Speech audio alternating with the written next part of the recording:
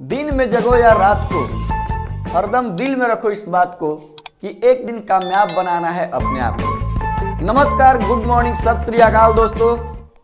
मैं mister perfect Prince Bhatt concept science classes के इस यूट्यूब चैनल में आपका तहे दिल से स्वागत करता हूं। आई होप आप लोग बहुत अच्छे होंगे। जैसा कि हम लोग जानते हैं, कल हम लोग 10th का फिजिक्स का जो पहला चैप्टर है जिसका नाम है लाइट रिफ्लेक्शन एंड रिफ्रैक्शन, मतलब प्रकाश परावर्तन और अपवर्तन, वो स्टार्ट किया था। ठीक है, तो उसमें हम लोग कल जाने थे कि प्रकाश क्या है। प्रकाश एक ऊर्जा का स्रोत है, या हम लोग कह सकते हैं कि एक भौतिक कारक है जो हमें देखने की क्या करता है, अनुभूति प्रदान करता है। मतलब प्रकाश के उपस्थिति में ही हम किसी वस्तु को देख सकते हैं। उसके बाद हम लोग जाने थे कि प्रकाश एक अनुप्रस्थ तरंग है, साथ साथ विद्युत चुंबकीय तरंग है। प्रकाश के गुण को भी जाने थे और सभी गुण जैसे उसका वेग को भी जाने थे हम लोग। उसके बाद हम लोग जाने थे कि कौन सा पदार्थ दीप्त होता है, तो वैसा पदार्थ जो कि खुद से प्रकाश को उत्सर्जित करता है ना, जो खुद से प्रकाश को उत्सर्जित करता है, जैसे तारे हो गए, बल्ब हो गया, उसे हम लोग दीप्त पदार्थ कहते थे। और जिससे प्रकाश खुद उत्सर्जित नहीं होता है, वो दूसरे के प्रकाश को परावर्तित करता है, उसे हम लोग क्या कहते हैं, अदीप्त कहते हैं ना। कल हम लोग इतना जाने थे। ठीक है, चलिए आज हम लोग अपने टॉपिक में आगे की ओर बढ़ते हैं। तो आज जो हम लोग का टॉपिक है उसमें सबसे पहले आता है रे, किरण। सबसे पहले हम लोग जानेंगे आज क्या, किरण क्या है, रे। देखिए, अब जैसे हम लोग को चलने के लिए कोई ना कोई रास्ता की जरूरत होता है ना जी, या गाड़ी होती है तो गाड़ी को चलने के लिए रोड होता है, ट्रेन को चलने के लिए ट्रैक बनाया जाता है, होता है ना। तो उसी प्रकार प्रकाश को भी चलने के लिए, अब प्रकाश चूंकि एक स्थान से दूसरे स्थान तक गमन करता है ना, तो करने के लिए उसे भी कोई ना कोई रास्ता चाहिए। ठीक है, तो उसके गमन करने का मतलब चलने का जो रास्ता है, उस रास्ता को हम लोग क्या कहते हैं, किरण कहते हैं। इंग्लिश में इसे रे बोलते हैं। ठीक है, तो प्रकाश का जो गमन पथ है, उस गमन पथ को ही हम लोग क्या बोलेंगे, किरण बोलेंगे। चलिए लिख लेते हैं इसको।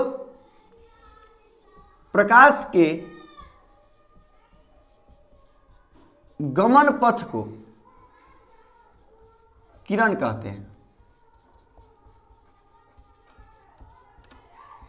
ध्यान दीजिएगा, किरण किसे कहते हैं, तो प्रकाश का जो गमन पथ है, गमन करने का पथ है, उस पथ को हम लोग क्या बोलते हैं, किरण बोलते हैं। देखिए, मैथ में हम लोग किरण ऑलरेडी पढ़ चुके हैं। नहीं, मैथ्स में हम लोग किरण किसे बोलते हैं, तो वैसा ज्यामितीय आकृति जिसका एक निश्चित बिंदु हो और एक बिंदु क्या हो, अनिश्चित हो, उसे ही किरण बोलते थे ना। तो उसी प्रकार हमें इसमें भी किरण पढ़ना है। ठीक है, चलिए, लेकिन उससे थोड़ा हल्का ये क्या होगा, अलग होगा। ठीक, चलिए, तो किरण हम लोग किसे बोलेंगे, प्रकाश जिस रास्ते पर चलता है, जिस पथ पर गमन करता है, उस गमन पथ को हम लोग क्या बोलते हैं, किरण बोलते हैं। उसके बाद देखिए हम लोग का आता है किरण पुंज। क्या आता है, किरण पुंज, जिसे हम लोग बीम ऑफ लाइट या सिंपली बीम भी बोल सकते हैं इंग्लिश में। ठीक है, बीम ऑफ लाइट बोलिए या बीम बोलिए, किरण पुंज। देखिए किरण पुंज क्या है, तो जब एक से अधिक, मतलब कम से कम कितना होना चाहिए, दो। जब दो या दो से अधिक किरण हो जाए एक साथ, तो किरण का एक समूह बनता है। तो जब किरण का समूह बनता है, तो उस किरण के समूह को ही हम लोग क्या बोलते हैं, किरण पुंज बोलते हैं। क्या बोलते हैं, किरण पुंज। मतलब कि हम लोग कह सकते हैं किरणों के समूह को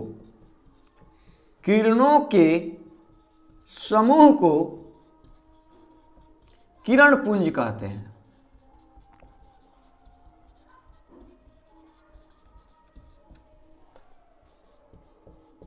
ध्यान दीजिए, किरणों के समूह को हम लोग क्या कहते हैं, किरण पुंज। मतलब जब कम से कम दो या दो से अधिक किरण एक साथ आता है, तो उसे हम लोग क्या बोलने लगेंगे, किरण। जब किरण पुंज बोलेंगे, जब एक रहेगा तो उसे किरण बोलेंगे, और एक से अधिक हुआ, मतलब कम से कम 2, 3, 4 या उससे अधिक भी हुआ, तो उसे हम लोग क्या बोलेंगे, किरण पुंज। यानी किरणों के समूह को हम लोग क्या बोलेंगे, किरण पुंज। ठीक है, देखिए अब किरण पुंज जो है, इसे 3 भागों में बांटा गया है। कितने भागों में, 3 भागों में। यानी कि किरण पुंज जो होता है कितने प्रकार का होता है, 3 प्रकार का। चलिए देखते हैं कौन कौन। तो पहला जो हम लोग का होता है, उसे हम लोग कहते हैं अभिसारी किरण पुंज। क्या बोलते हैं, अभिसारी किरण पुंज। इंग्लिश में इसे बोलते हैं कन्वर्जिंग बीम ऑफ लाइट या कन्वर्जिंग बीम। ध्यान दीजिए, अभिसारी किरण पुंज हम लोग किसे बोलेंगे, तो जब विभिन्न स्रोत से आता हुआ प्रकाश का किरण क्या हो, एक बिंदु पर मिले, ध्यान दीजिएगा, चूंकि किरण पुंज है तो इसमें किरणों का क्या समूह होना चाहिए, यानी कम से कम कितना किरण होगा हम लोग का, 2 ना। तो जब विभिन्न स्रोत से 2 या 2 से अधिक किरण आके क्या हो, एक बिंदु पर मिलता हो, तो वैसे किरण पुंज को हम लोग क्या बोलते हैं, अभिसारी किरण पुंज। क्या बोलते हैं, अभिसारी किरण पुंज।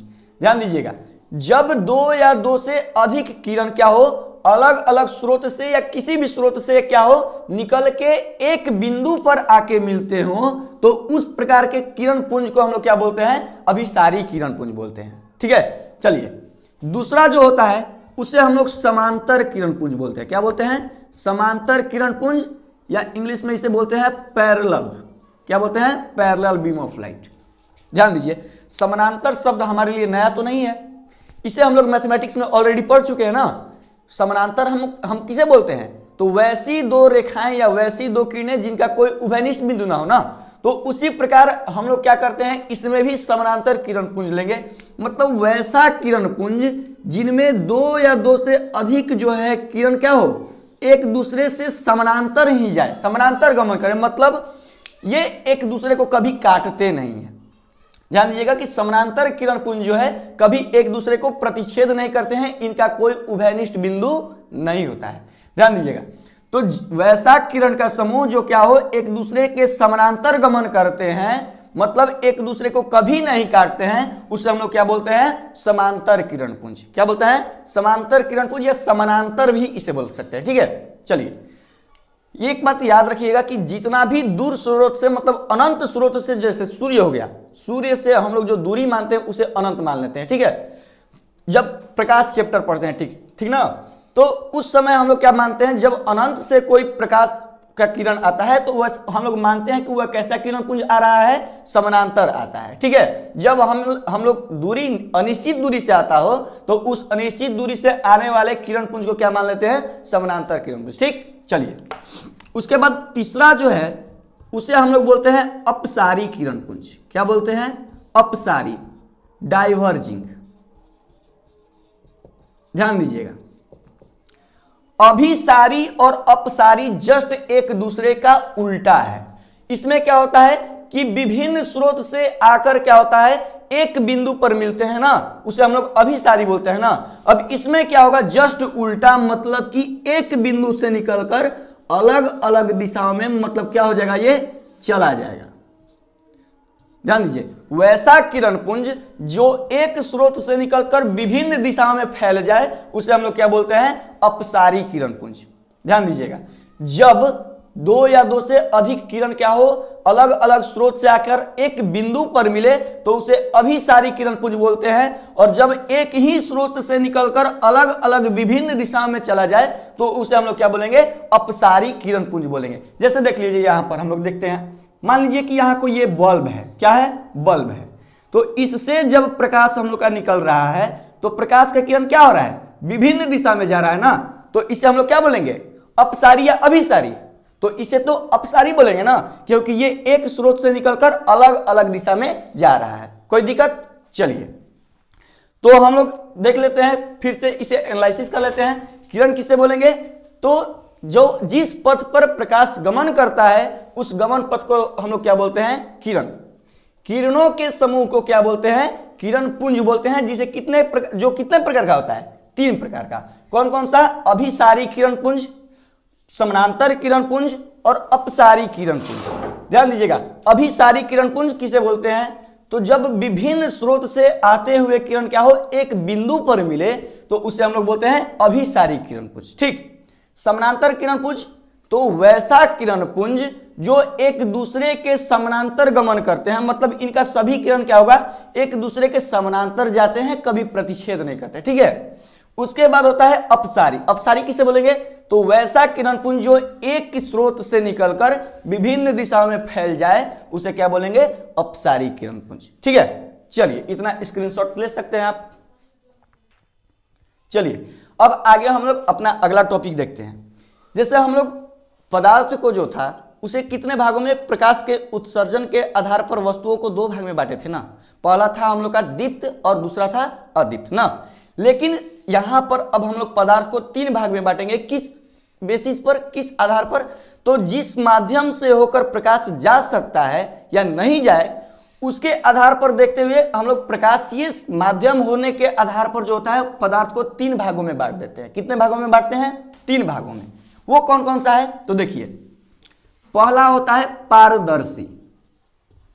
पारदर्शी, पारदर्शी पदार्थ बोलिए, यानी इसे इंग्लिश में हम लोग बोलते हैं ट्रांसपेरेंट। ध्यान दीजिएगा, पारदर्शी पदार्थ किसे बोलेंगे?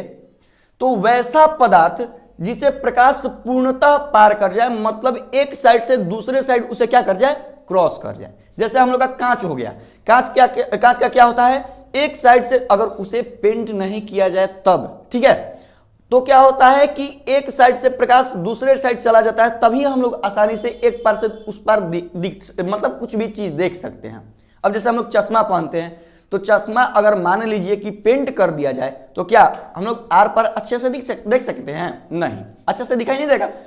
तो वैसा पदार्थ जो जिससे प्रकाश क्या हो, आसानी से पार कर जाए, मतलब जिसके आर पार हम आसानी से देख सकते हैं, ठीक ना, उस पदार्थ को हम लोग क्या बोलते हैं? पारदर्शी या ट्रांसपेरेंट इंग्लिश में बोलेंगे। लिख लेते हैं इसे, वैसा पदार्थ जिससे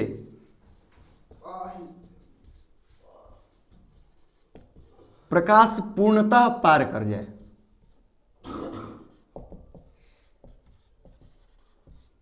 ध्यान दीजिएगा, वैसा पदार्थ जिससे प्रकाश क्या हो, पूर्णतः पार कर जाए, पूर्णतः क्रॉस कर जाए, उसे हम लोग क्या बोलते हैं? पारदर्शी बोलते हैं। क्या बोलते हैं? पारदर्शी। जैसे में एग्जांपल के तौर पर ले लेते हैं हम लोग कांच। क्या ले लिए? कांच। कांच के आर पार हम लोग आसानी से देख सकते हैं ना। जैसे में हो गया पानी। पानी देखिए, पानी के आर पार भी हम आसानी से देख सकते हैं, बशर्ते उसमें कोई रंग ना मिला हो, वो स्वच्छ जल होना चाहिए, उसमें मिट्टी भी नहीं हो, ठीक ना। अगर मिट्टी भी रहेगा तो हमें क्लियर दिखाई नहीं देगा। अगर स्वच्छ जल है तो वो हमारा क्या होता है? पारदर्शी पदार्थ होता है, पारदर्शी माध्यम हो जाता है, मतलब उसके आर पर हम आसानी से देख सकते हैं, प्रकाश उसे आसानी से क्या कर सकता है? क्रॉस कर सकता है, ठीक है। जैसे में हवा हो गया। अब हवा जो है हम लोग आसानी से बोर्ड को देख सकते हैं, क्यों? क्योंकि हम लोग के बीच में क्या है? हवा है अभी ना। हवा जो है अभी पारदर्शी है, तब तो हम इसे देख सकते हैं, नहीं तो अगर कोई हवा पारदर्शी माध्यम ना रह के अपारदर्शी होता है तो क्या हमें ये क्लियर दिखाई देता? नहीं दिखाई देता। तो हवा भी हम लोग का कैसा माध्यम है? पारदर्शी पदार्थ है, पारदर्शी माध्यम, ठीक है। इत्यादि एटसेट्रा और भी चीज हो सकते हैं, ठीक है। चलिए, दूसरा हम लोग का होता है पारभासी। क्या होता है? पारभासी, जिसे हम लोग इंग्लिश में बोलते हैं ट्रांसलूसेंट। क्या बोलते हैं? ट्रांसलूसेंट। ध्यान दीजिएगा, ट्रांसलूसेंट क्या है? तो वैसा पदार्थ जिसे प्रकाश पूर्णतः पार नहीं करे, कुछ हद तक पार करेगा और कुछ हद तक पार नहीं करेगा, ठीक ना, तो उसे हम लोग क्या बोलते हैं? पारभासी। वैसा पदार्थ जिसे प्रकाश पूर्णतः पार ना करे, उसे हम लोग क्या बोलें? उसे क्या बोलेंगे? पारभासी। ध्यान दीजिए, वैसा पदार्थ जिसे प्रकाश पूर्णतः पार न करे, न पार कर सके, उसे हम लोग क्या बोलते हैं? पारभासी। मतलब इसके आर पर हम लोग देखेंगे तो हमें क्लियर दिखाई नहीं देगा, दिखाई देगा कुछ हद तक, धुंधला दिखाई देगा, ठीक है। अब जैसे मान लीजिए कि किसी का घिसा हुआ चश्मा है, तो उसमें देखेंगे तो उसका मुंह ऐसे दिखाई देगा, आंख ऐसे दिखाई देगा, तो क्या वो हमें क्लियर दिखाई दे रहा है? नहीं दे रहा है, मतलब कि उसमें कुछ ना कुछ त्रुटि हो जाएगा, ठीक है। हम लोग आसानी से मतलब क्लियर दिखाई नहीं दे सकता है, तो उस पदार्थ को हम लोग क्या बोलते हैं? पारभासी बोलते हैं, ठीक है। चलिए, तो इसका एग्जाम्पल के तौर पर हम लोग ले सकते हैं घिसा हुआ कांच। घिसा हुआ कांच। जैसे में हो गया रंगीन पॉलीथीन, रंगीन पॉलीथीन एटसेट्रा। ध्यान दीजिए, अब जैसे रंगीन पॉलीथीन हो गया, अगर उससे हम किसी वस्तु को उसमें मतलब उसके आर पार देखने का कोशिश कर रहे हैं, तो वस्तु तो दिखाई देगा, लेकिन क्या हमें क्लियर दिखाई देगा? उतना नहीं दिखाई देगा। अब जैसे स्कॉर्पियो वगैरह में देखते हैं, उसका जो शीशा होता है, ग्लास क्या होता है? काला कलर का होता है, अब जब हम बाहर से उसे देखने की कोशिश करते हैं तो क्या अंदर हमें क्लियर दिखाई देता है? नहीं दिखाई देता है। तो उसे हम लोग क्या बोल सकते हैं? पारभासी बोल सकते हैं। ठीक है, चलिए तीसरा जो होता है उसे हम लोग क्या बोलते हैं? अपारदर्शी। क्या बोलते हैं? अपारदर्शी। इंग्लिश में ओपैक इसे बोलते हैं। चलिए देखिए अपारदर्शी किसे बोलते हैं? तो जिस पदार्थ को प्रकाश एकदम पार नहीं करे, कसम खा लिया है कि नहीं इससे हमें पास करना ही नहीं है, उससे होके हम नहीं जाएंगे उस रास्ते से, ठीक है, छोड़ दिया वो रास्ता जिस रास्ते से तुम थे गुजरे। ठीक है, चलिए पारदर्शी अपारदर्शी हम किसे बोलेंगे? तो प्रकाश जिस माध्यम को, जिस पदार्थ को पार नहीं कर सकता है, जिसके आर पर हम नहीं देख सकते हैं, उसे हम लोग क्या बोलते हैं? अपारदर्शी। वैसा पदार्थ जिसे प्रकाश पार न कर सके, ध्यान दीजिएगा, वैसा पदार्थ जिससे प्रकाश पार न कर सके, मतलब जिसके आर पार हम नहीं देख सकते हैं, उसे हम लोग क्या बोलते हैं? अपारदर्शी। क्या बोलते हैं? अपारदर्शी। जैसे में देखिए, जैसे में ईंट हो गया। अब ईंट जो है, ईंट के पीछे क्या है? दीवार। जब जैसे दीवार बना हुआ है, ईंट का बना हुआ है, अब इसके पीछे क्या है? क्या हमें दिखाई दे रहा है? नहीं। ये बोर्ड जो है लकड़ी का बना हुआ है, इसके पीछे जो है दीवार खोखला है या कैसा है, क्या हमें दिखाई दे रहा है? नहीं दिखाई दे रहा है। क्यों? क्योंकि ये जो बोर्ड है, ये लकड़ी जो है हम लोग का कैसा हुआ? अपारदर्शी हुआ ना। तो हम लोग लकड़ी को भी एग्जाम्पल में ले सकते हैं। जैसे में हम लोग का कागज भी हो सकता है, ठीक है, कागज। लेकिन हां ध्यान दीजिएगा कि अगर कागज में थोड़ा सा तेल हम लोग लगा देंगे तो उसके आर पर हल्का हल्का धुंधला दिखाई देता है, मतलब उस समय वो क्या हो जाएगा? पारभासी हो जाएगा। ठीक है, ऐसे क्या है? अपारदर्शी है, उसके आर पर हम क्लियर नहीं देख सकते हैं। तो हम लोग का जो पदार्थ है उसे कितने भागों में बांटा गया है? 3 भागों में। पहला पारदर्शी पदार्थ। कैसा? पारदर्शी। तो पारदर्शी हम लोग किसे बोलेंगे? तो वैसा पदार्थ जिससे प्रकाश क्या कर जाए? पूर्णतः पार कर जाए, मतलब जिसके आर पर हम आसानी से देख सकते हैं, उसे हम लोग क्या बोलते हैं? पारदर्शी। जैसे में कांच हो गया, पानी हो गया, हवा इत्यादि। ठीक है, उसके बाद जो दूसरा है उसे हम लोग बोलते हैं पारभासी। क्या बोलते हैं? पारभासी।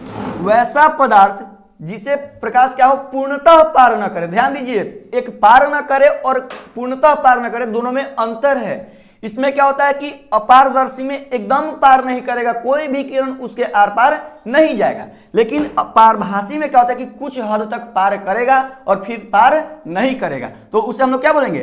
पारभासी। और जिसे एकदम पार नहीं कर सकता उसे क्या बोलते हैं? अपारदर्शी। क्लियर? चलिए स्क्रीनशॉट ले सकते हैं।